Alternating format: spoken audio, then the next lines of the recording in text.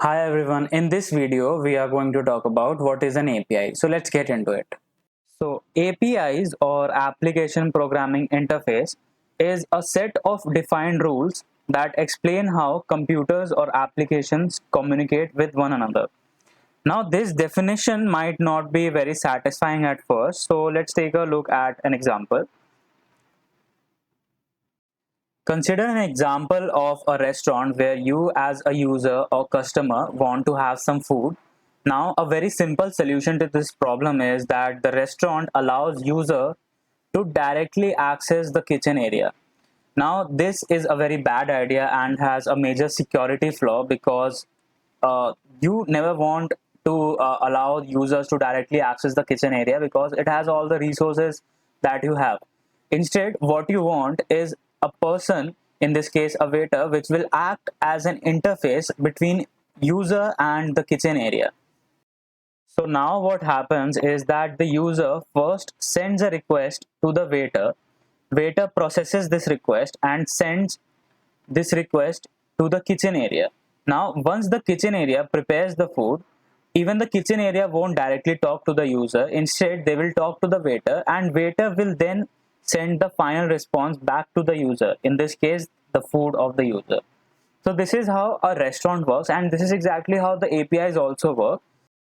Now, one important thing to keep in mind is that this restaurant serves only a particular set of food. In this case, they have a menu, and this menu has a list of dishes that the restaurant serves. Now, the user cannot ask or request for a food that isn't even served by the restaurant, and that's when you get a 404 error because the user is trying to access a resource which doesn't even exist, or in this case you can say the user is requesting for a food that isn't even served by the restaurant.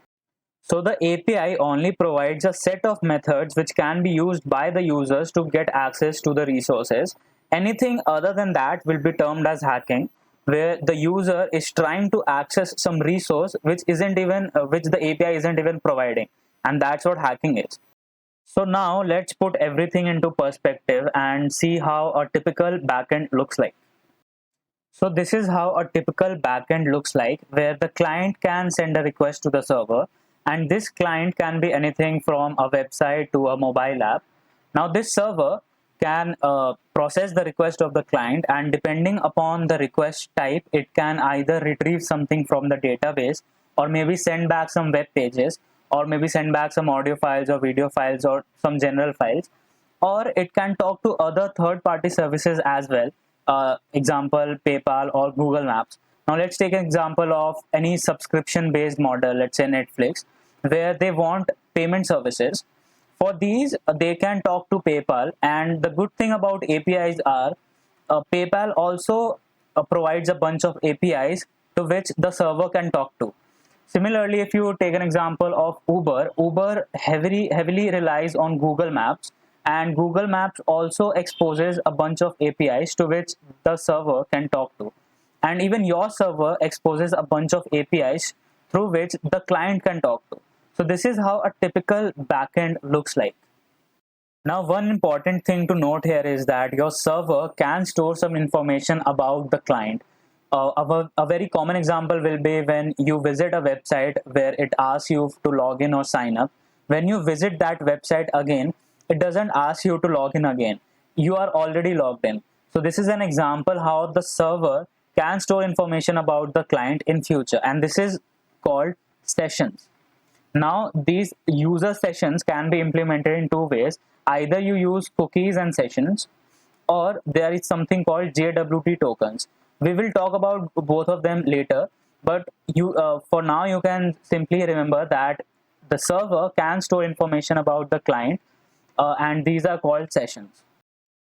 One more important thing to note here is that HTTP, which is the underlying protocol used in all these communication from client to server or server to server, all these communication happen through this protocol called HTTP, and HTTP is stateless.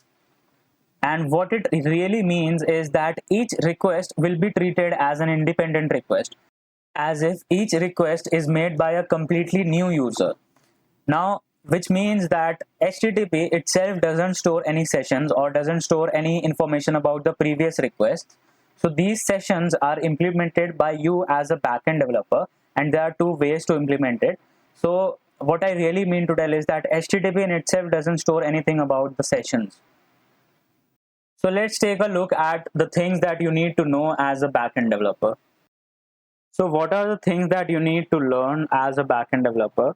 So firstly, you need to know how to write the server code using server-side languages and frameworks. So the most popular ones are Node.js combined with Express. For Python, we have Django, then we have PHP, Java, and Golang. The second most important thing is how to interact with database. Now, server is just an interface. The main thing is the data that your website stores, and for that you need to know the database concepts. So there are two types of database, SQL and NoSQL, and the most common example of NoSQL database is MongoDB. So these two will be sufficient.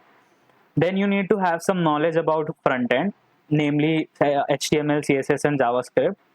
Then you need to know how to communicate with third-party services like PayPal or Google Maps, and these services provide their own documentation, so there's nothing to worry about.